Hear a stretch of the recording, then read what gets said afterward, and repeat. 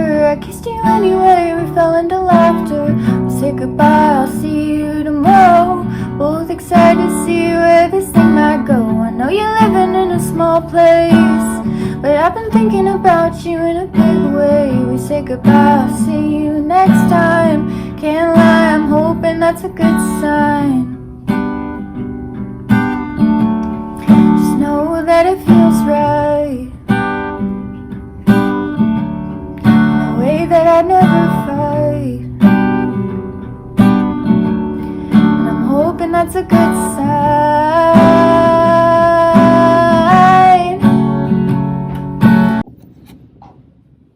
Hi! How are you? It's been a while. I'm filming this on my little iPhone. I'm very sweaty actually.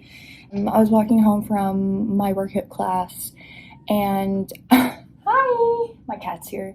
I was thinking about how it's almost been a year since I came out as a lesbian, and hi. Actually, we're trying to talk over here. We're trying to talk, actually. Come here, you.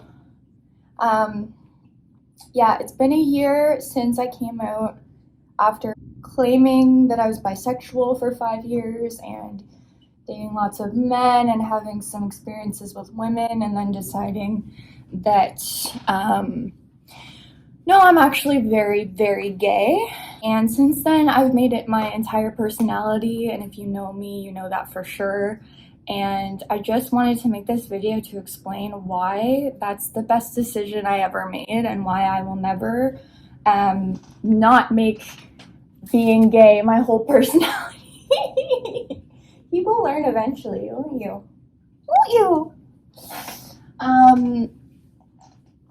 Yeah, I'll never regret it, and I just want to talk about this year in my journey of lesbianism. Though I do believe I was always a lesbian, I just needed a lot more time than some people to realize it. And yeah, it took me 28 years, and last year I found myself in a bar and somebody asked me if I was gay. And I said, actually, yeah, I'm a lesbian. And that was the first time I ever said it, and it felt so freeing. It felt so, it felt really, really natural. Hi, you really want to be in this video? Julius is a Leo, so he always wants attention, but only when I want the attention. Because whenever I get my camera out, he says, Mom, why are you taking photos of me? Why are you taking photos of me? So I'm a lot less sweaty now, so I'm just gonna be yapping for a little bit about this topic. I wanna back it up a little bit because I didn't make a video about this last year. I really wish I would have, but I didn't, and we can't turn back time. So 5 years before I came out as a lesbian, I came out as a bisexual, and within those 5 years, I was watching a lot of content about how to figure out whether you're bisexual or lesbian, and what the core differences were, and how these two groups think about relationships and love. The biggest thing that I had to grapple with was not my attraction to women, because when I was in my early adulthood, in my early 20s, I did realize that the crushes I had on my friends and stuff as a girl was that attraction.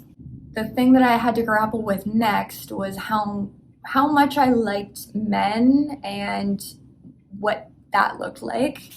And that was something that was really hard for me after realizing, okay, yeah, I know I'm attracted to women, but I don't really know if I'm attracted to men, or if that's just something that I kind of picked up from living in a heteronormative society, which we all live in, right? So I did a lot of work, tried to figure out where I was on the spectrum of things. And for a while, I just didn't know. So I stuck with the bisexual label. But I was really trying to figure this out because I did think that I wasn't quite there yet at I wasn't at the end of my journey. And I don't think any of us are. Like, I think this is such a learning experience that you have throughout your whole life. But yeah, at the time I was really struggling with that question of, do I even like men? And the answer is no. I then did a lot of work. I dated pretty casually 3 months before I came out as a lesbian, and I was dating men, women, non-binary folks, and being really intentional about how I felt when I was with these people, and just going with my gut when it came to seeing if I wanted to continue or yeah, just like the regular dating experience, especially for someone who's queer and trying to figure it all out. Then after I was casually dating in that way, I did definitely figure out that when I was with women and non-binary folks, I had a distinct feeling that this was what I was looking for. And this is what I ultimately am attracted to, what I feel romantically connected to. So,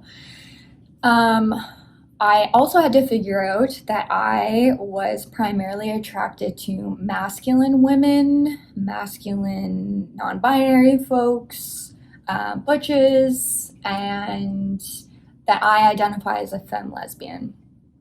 And I think that was another element that was tough because I thought that I was attracted to men for so long because I was attracted to masculinity. But the problem was, every time I was in a relationship with a man, I just thought to myself, there's something not completely clicking with this.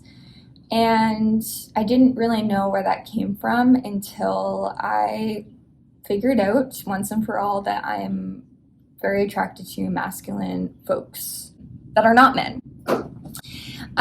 So that was another part of my journey, and something in the last year that I've really felt super comfortable with. It's something that I learn more and more about myself, that attraction is a funny thing sometimes, and I just accept that I'm attracted to who I'm attracted to now, because I've done so much work to figure it out. That's where I'm at right now. Other things that I've learned over the past year: I love to write love songs now. I'm a singer-songwriter, and before this year I had never written a love song.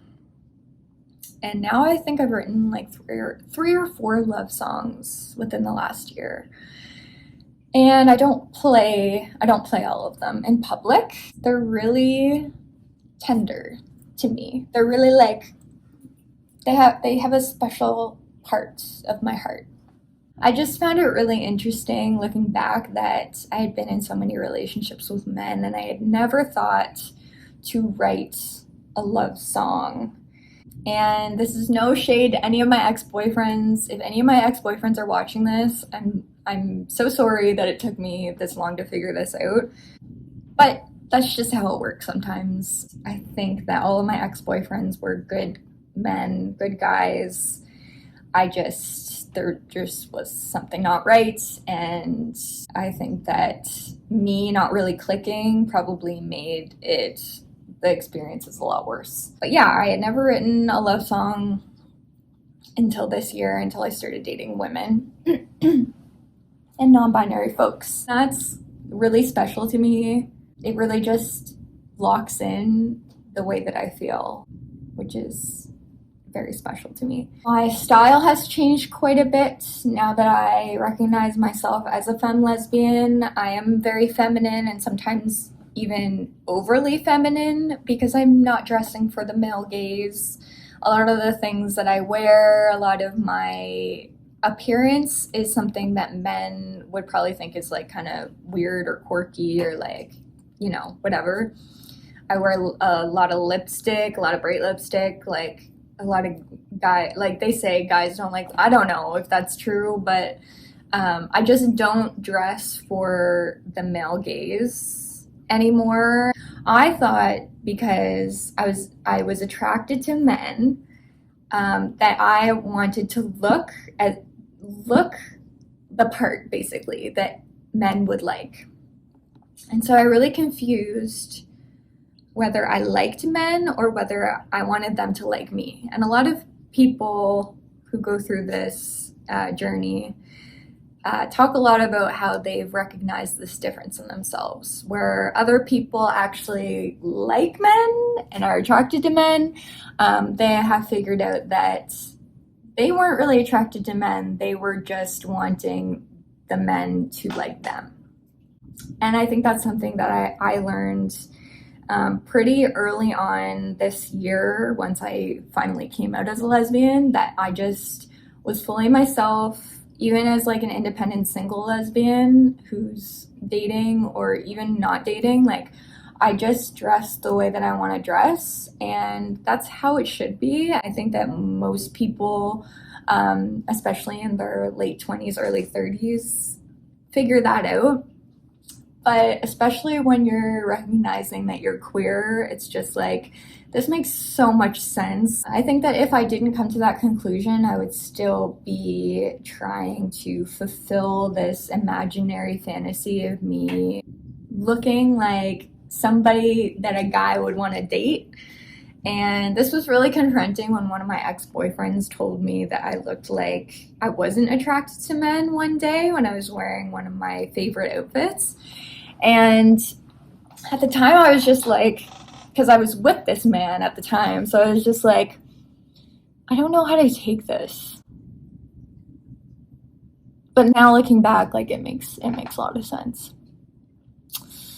So yeah, my style has changed a little bit. I think that I recognized before I came out that I was a little bit envious of lesbians in public and their love. And I recognize that now as I just really wanted that. And I wasn't really letting myself accept that I wanted that until this year. And now I just love love. I love all kinds of love, but especially lesbian love and sapphic love. And I could write a million love songs about other people's sapphic love, because I think it's just so special. And just like, even before I came out as a lesbian, I probably would have said all the same things and just thought like, yeah, but you know, I don't know, I still think I'm bisexual. Girl. Bisexuality is not a stepping stone. It doesn't make somebody confused. For some of us, the journey is, doing a lot of hard work to figure out that you're a lesbian. And now I make it my whole personality because I deserve to fully be myself after doing so much work to figure this out. I journaled. I watched a million videos. I listened to a million podcasts. I read a bunch of books. I watched a bunch of movies. And I completely cut out straight media for a while because I felt like it was really muddying the waters. Like, I was trying to figure out my relationship with men was like, while also consuming that sort of media as well. And I found like just that taking away of that kind of media really made me so happy. Like, I just love everything sapphic, like sapphic movies, sapphic books, lesbian storylines. Like, I just love them so much that I was like, this makes so much sense for me because I just really connect with it. I can see myself in it, where when I was watching and listening to straight media, I was just like, I don't really identify with this. So that's another thing that I've kind of learned over this year journey as well. Another thing that I learned this year was that romantic feelings can be very scary and confronting. I hadn't really felt that in my life so far. I thought I had, and then when I actually felt romantic connection, it was very overwhelming. and it really scared me, and it still scares me in a way. But when you think that relationships are one way and then you go through this really big life change where you're feeling things a lot more intensely, it can be very confronting. So that is something that I've learned in the last year too, is it's the first time I've felt like I've truly fallen for somebody. And also it's been the first time that I've felt like genuine butterflies for another person. And writing love songs, I mean, that just confirms it. And yeah, it's really an interesting journey to see. Sometimes I'll like watch myself react to something that before, when I was dating men or dating people that I wasn't necessarily attracted to but thought I was, I'm having completely different reactions to that. So it's really interesting. I think that having those romantic feelings feels really nice. I'm very glad that I've come to this conclusion. It's made my life so full of color. At the same time, it's really hard and scary. It's really hard and scary. I feel like in the last year, sometimes I feel like a teenager again. And that can be really hard when you're at the ripe old age of 29. But it's also really sweet. And yeah. On the other hand, I've been through my first real heartbreak. With my ex-boyfriends, they were also real. When I broke up with my boyfriends, it was really hard. But I can't tell you how crushed I was when I had fallen for the woman that I was dating, and we both just knew it wasn't gonna work out, and it was so devastating to me. I freaked out. I had one of those moments where I was like, I really feel a lot of feelings for this person, and it scared me. I have to thank all of my friends that were around at the time, because they really sat with me through that hurt and through that intense emotion that I was feeling. And I'm just so grateful, because that was one of the hardest experiences I've ever had in my life. Since then, I've gone through a few more breakups or, incompatibilities that I figure out with people that I'm dating that I have really strong feelings for. And so over time, I've learned how to cope with that, because yeah, it's so extremely different than what I was used to dating previously. So yeah, I think that's where I'll end it today, and I want to look back on this video next year and see how much I've learned, how much I've changed, and what my journey has been like. I think that'll be really interesting. And I just want to say happy Halifax Pride, happy belated Pride to anybody else in the world watching this. Just so grateful to be in this experience right now and to be where I am in this journey. And I hope next year I'll only have learned so much more. I know that I will have learned so much more, and I'm so excited to talk about that when the time comes. But yeah, thank you so much for watching. I'll see you next time in like 3 years maybe, who knows.